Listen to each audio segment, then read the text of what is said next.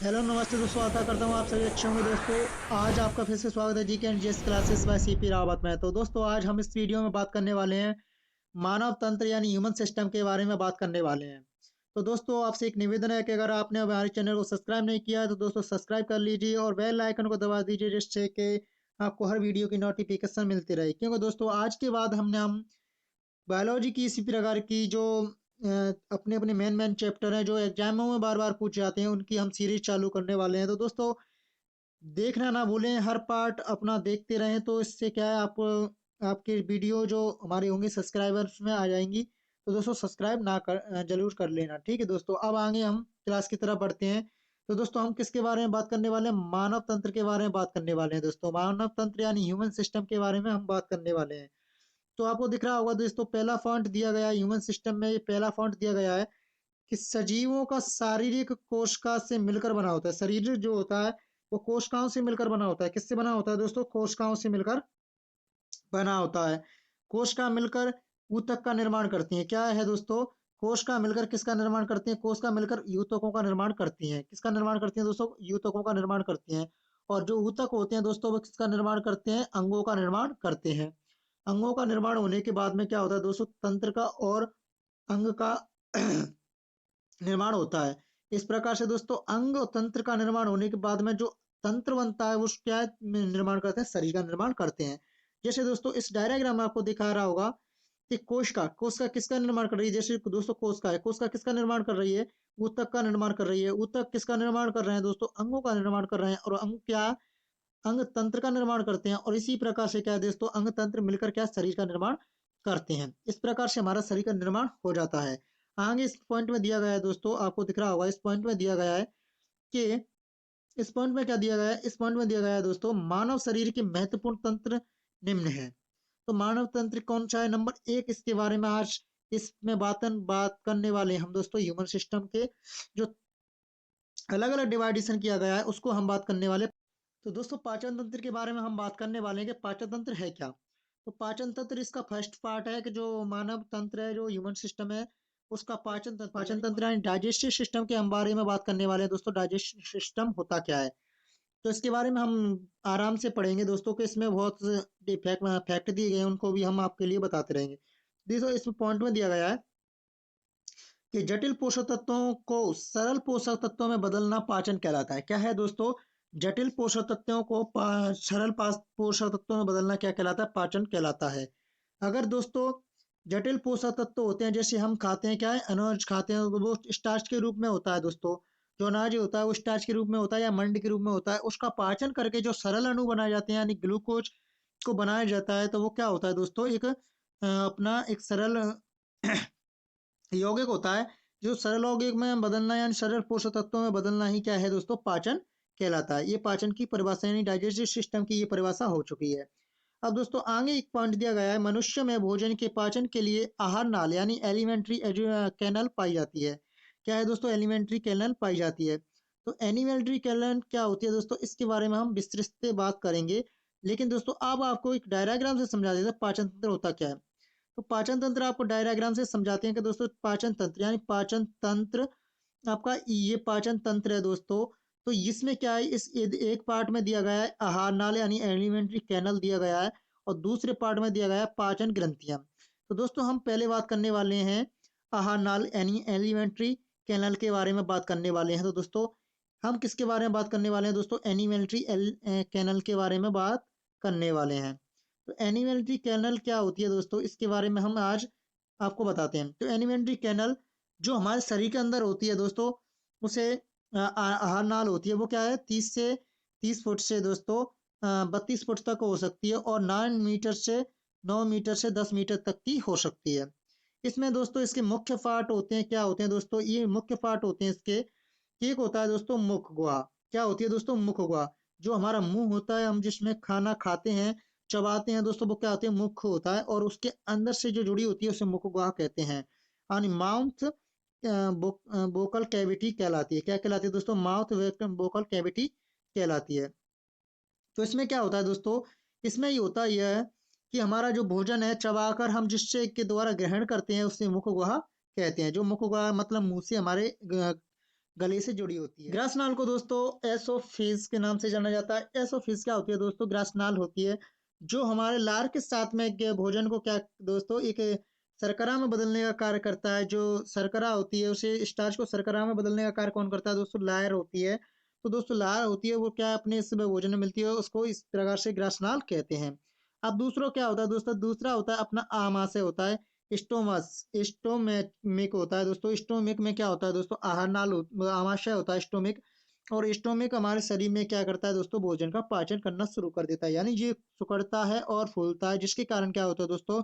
भोजन जो हम चबाकर करते हैं वो और छोटे छोटे टुकड़ों में बंटने लगता है, यानी पिसने लगता है। जैसे चक्की में आटा पिसता है उसी प्रकार से हमारा भोजन इसमें पिसने लगता है। इसके बाद में दोस्तों अपनी आंत आती है। आंत, इसको आंत को क्या बोलते हैं दोस्तों? इसको हम बोलते हैं, क्या बोलते हैं दोस्तों? इंटेस्टाइन बोलते हैं। अब इंटेस्टाइन में क्या होता है दोस्तों? छोटी आंत आंत होती है। तो आंत के दो भाग कर किए गए हैं दोस्तों। यहाँ पे आपको दिख रहा होगा आंत के कितने भाग किए गए हैं? तो दो भाग किए गए हैं। एक ये होती है दोस्तों छोटी आंत होती है, दूसरी होती है बड़ी आंत। तो दोस्तों छोटी आंत के बारे में हम बात कर लेते हैं इसके डिवाइडेशन में। तो एक गृहिणी होती है, इसको डोडेनम डोडेनम के नाम से जाना जाता है।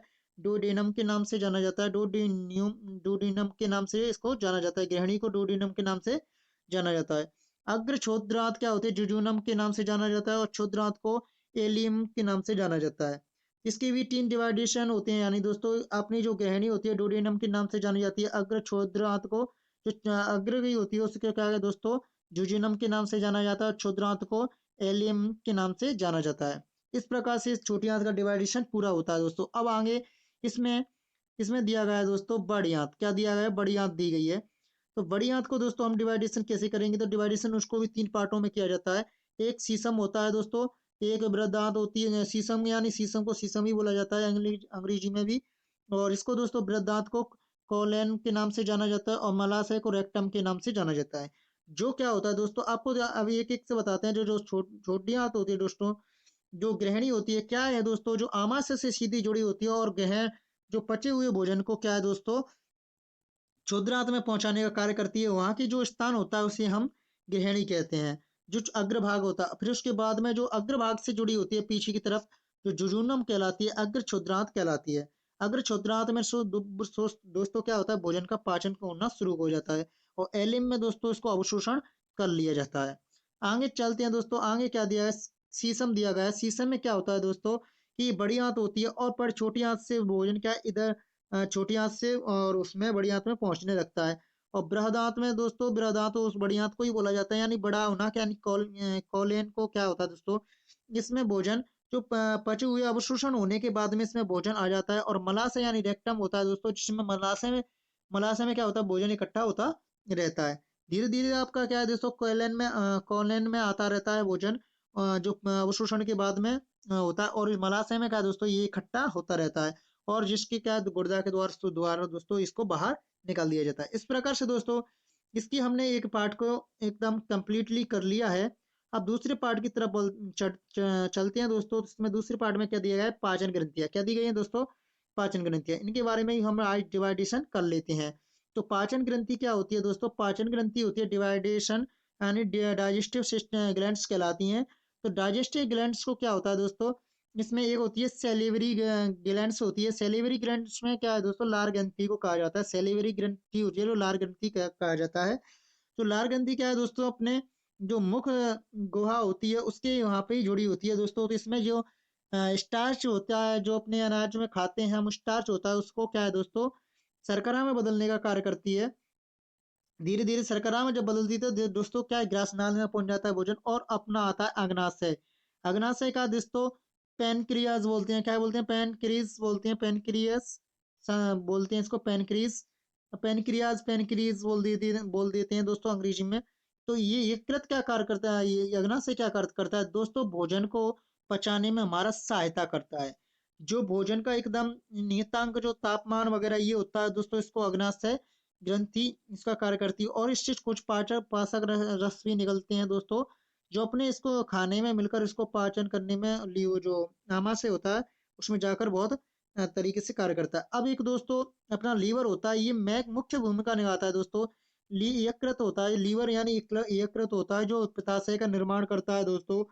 पित्ताशय वो पित्त का निर्माण करता है और पित्ताशय में जाके वो हो जाता है। और हाइड्रोक्लोरिक होता है, HCl होता है। क्या होता है दोस्तों? HCl एक हाइड्रोक्लोरिक अम्ल होता है। HCl हाइड्रोक्लोरिक अम्ल होता है जो दोस्तों क्या है, हमारे भोजन पचाने में सहायता करता है। अब आगे बढ़ते हैं दोस्तों कि कुछ अगर दिया गया है कि देखो दोस्तों, आपको जैसे हमने बताया था ये मुख गुहा कहलाती है। क्या है दोस्तों? जो अपने मुख होता है जिसमें हम भोजन का चबाते हैं, और इस प्रकार से हमने बताया था ये क्या कहलाती है दोस्तों, इस प्रकार से यहाँ पे मुख गुहा हो जाती है। आगे दोस्तों आपको देख देख रहे होंगे कि इसमें लार ग्रंथि भी कहाँ पाई जाती है, यहाँ पे लार ग्रंथि पाई जाती है। और इसको जो यहाँ से यहाँ तक होती है उसको ग्रासनाल बोलते हैं। क्या बोलते हैं दोस्तों? इसको ग्रासनाल बोला जाता है। आगे देखते हैं कि आगे क्या दिया गया है दोस्तों। तो ये यकृत होता है दोस्तों अपने लेफ्ट साइड में होता है कि राइट साइड में होता है। राइट साइड में क्या होता है दोस्तों? यकृत होता है। और जो बाईं तरफ होता है यानी लेफ्ट साइड में एक यज्ञाशय आमाशय होता है दोस्तों, जिसमें क्या है भोजन, ये भोजन जो अपना ग्रसनाल के द्वारा इसमें जाता है, तो ये सिकुड़ती है और फूलती है, जिसके कारण भोजन इसमें पचने लगता है। इसके जस्ट नीचे क्या है दोस्तों, ये वाली जो चीज दी गई है, जो जस्ट नीचे आमाशय के नीचे ये जस्ट वाली जो चीज दी गई है, यानी जो चीज दी गई है उसका क्या नाम है दोस्तों? इसका नाम अग्नाशय होता है। जो अग्नाशय इधर में दे दिया गया है दोस्तों, पर अग्नाशय है इधर में कितने के साथ में होता है? अग्नाशय भी क्या जस्ट नीचे होता है दोस्तों आमाशय के। तो आमाशय के नीचे अग्नाशय हो गया। अब इस क्या है दोस्तों, एक आपको दिखाई दे रही होगी ये वाली, जो इस कुंडली नुमा की आकृतियां होती हैं, जो कुंडली नुमा की आकृतियां होती हैं अंदर के लिए, उसे हम छोटी आंत के नाम से जानते हैं। क्या है दोस्तों? छोटी आंत के नाम से जानते हैं। जब इसमें भोजन आता है दोस्तों, तो आपके 3 डिवाइडेशन बताए गए, गृहिणी वगैरह, और ये बताए गए थे दोस्तों। इसमें क्या है, ये भोजन आने के बाद में अवशोषण होता है भोजन का। जो पोषक तत्व तो हमारे लिए चाहिए होते हैं, जो कोशिका के लिए, वो रक्त में इसमें इस चूस लिए जाते हैं, जिसमें छोटी रोम नुमा आकृति पाई जाती है, रोम कहलाते हैं। ठीक है दोस्तों, इसमें जो रोम पाए जाते हैं उसके द्वारा ये इस भोजन का अवशोषण करते हैं। अवशोषण होने के बाद में भोजन का दोस्तों जो मलाशय है, मल होता है, वो धीरे धीरे अपना बड़ी आंत में पहुंच जाता है और इकट्ठा होने लगता है। और दोस्तों क्या होता है, इसको जो ये वाला भाग दिया गया है, ये वाला भाग, सॉरी दोस्तों, ये जो ये वाला भाग दिया गया है दोस्तों, ये वाला भाग अपना क्या कहलाता है? ये वाला भाग अपना दोस्तों बड़ी आंत कहलाता है। क्या कहलाता है दोस्तों? बड़ी आंत कहलाता है। और ये दोस्तों मल मार्ग के द्वारा, इसको मल मार्ग बोलते हैं दोस्तों, जो गुर्दा के द्वारा क्या है दोस्तों, हम उसको निष्कासित कर देते हैं। इसका चित्र किसका है? मनुष्य में पाचन तंत्र का है दोस्तों। किसमें? मनुष्य में पाचन तंत्र का है। अब आगे क्या दिया गया है दोस्तों? आगे देखते हैं आगे आपके लिए क्या दिया गया है। तो मुख गुहा। अब आराम से दोस्तों, वैसे तो हमने आपको वहां पे समझा दिया गया है, लेकिन इसको भी धीरे धीरे समझ लेते हैं। तो मुख गुहा में क्या है दोस्तों? इसमें दिया गया है मुख गुहा। तो मुख गुहा में क्या होता है कि मुख गुहा के बारे में बात करते हो। पहला पॉइंट दिया गया है मुख गुहा में, कौन सा पहला पॉइंट दिया गया है मुख गुहा में? तो मुख गुहा में ये दिया गया है, यह आहार नाल का प्रथम भाग होता है, इससे दांत व जिह्वा पाई जाती हैं। जो मुख गुहा होती है उसमें दांत और जिह्वा पाई जाती है, यानी दोस्तों जो मुंह होता है हमारा, उसको ही मुख गुहा बोला जाता है। और दूसरा पॉइंट क्या दिया गया है दोस्तों? दूसरे पॉइंट में दिया गया है, मुख गुहा के ऊपरी भागों को तालु कहते हैं। तालु कहते हैं। तालु यानी जो दांतों का ऊपर स्त्रा होता है उसको तालु कहते हैं। अब इसका एक डिवाइडेशन किया गया अलग तरीके से। तो ये क्या है, दांत दिए गए हैं दोस्तों यहाँ पे, दांत यानी दांत एंड टीथ। टीथ को क्या है दोस्तों, इनका कार्य क्या होता है? दांत मानव शरीर का कठोर भाग होता है जो भोजन को छोटे छोटे टुकड़ों में तोड़ता है। इसका जो कार्य होता है दोस्तों, छोटे छोटे टुकड़ों में भोजन को तोड़ना होता है। अन्य स्तनियों में, स्तनियों की भांति मनुष्य के दांत भी गर्दंतीय, द्विदंतीय तथा विषमदंतीय होते हैं। यानी ये दांत होते हैं वो दोस्तों चार प्रकार के, तीन प्रकार, सॉरी दोस्तों, चार प्रकार के दांत पाए जाते हैं। इस प्रकार से ये दांत होते हैं, गर्दंती दांत, द्विदंती दांत, विषमदंती दांत होते हैं। यानी गर्दंती दांत अलग अलग प्रकार के दांत हो जो होते हैं हमारे शरीर में, जैसे दाढ़ है। अग्र दांत होते हैं दोस्तों जी, अग्र चवर्ण कहला, ऐसे ये चवर्ण कहलाते हैं। जैसे क्या है दोस्तों, तोड़ने का मतलब हम काटने का काम करते हैं। और जो दाढ़ होती है हमारे दोस्तों, उसको हम चबाने का काम करते हैं, जिससे छोटे छोटे टुकड़ों में ये भोजन बढ़ता था। तो गर्दंती से तात्पर्य दांत जबड़े में बने सांचे में स्थित होता है। दो दंती दांत तात्पर्य दांत क्या होते हैं दोस्तों? दो दंती दांत जीवन में 2 बार आते हैं। क्या है दोस्तों? दो दंती दांत जीवन में 2 बार निकलते हैं। और विषम दंती दांत से तात्पर्य ऐसे दांतों से दांत कई बार कई प्रकार के होते हैं। विषमदंती यानी अलग अलग प्रकार के होते हैं दोस्तों। जैसे आपको देख कहते हैं खूंटा दांत निकल आया, ये दांत क्या होते हैं दोस्तों, अलग अलग प्रकार के होते हैं। अब आगे बढ़ते हैं दोस्तों, इनमें आगे क्या दिया गया है, तो एक एक में दिया गया कृदंत। ये 4 प्रकार के होते हैं दोस्तों। तो हमने बताया था ना आपको दोस्तों कि 4 प्रकार के दांत होते हैं, तो कृदंतक दांत यानी 4 प्रकार के दांत होते हैं। तो दोस्तों इसमें क्या है, 4 प्रकार के दांत होते हैं। कृदंतक दांत होता है, नंबर 1 होता है दोस्तों कृदंतक दांत। कौन सा होता है दोस्तों, कृदंतक दांत। तो कृदंतक दांत में इसको इनसेरियर दांत बोलते हैं। क्या बोले, इनके इनसेरियर दांत बोलते हैं, इनसेरियर भी बोला जाता है। और रदनक को क्या कहते हैं दोस्तों, कैनिन कहते हैं। क्या कहते हैं, कैनिन, कैनिन कैनिन कहते हैं। क्या कहते हैं दोस्तों, कैनिन कहते हैं। और अग्र चौवर्णक को क्या दोस्तों, फेरेमो फेल प्रीमोलर कहलाते हैं। क्या कहते हैं दोस्तों, प्रीमोलर कहलाते हैं। और चवर्णन को सर मोलर्स कहते हैं। क्या कहते हैं दोस्तों, मोलर्स कहते हैं। इनको प्रोमोलर्स कहते हैं और इनको चवर्णन को क्या कहते हैं दोस्तों, मोलर्स कहते हैं।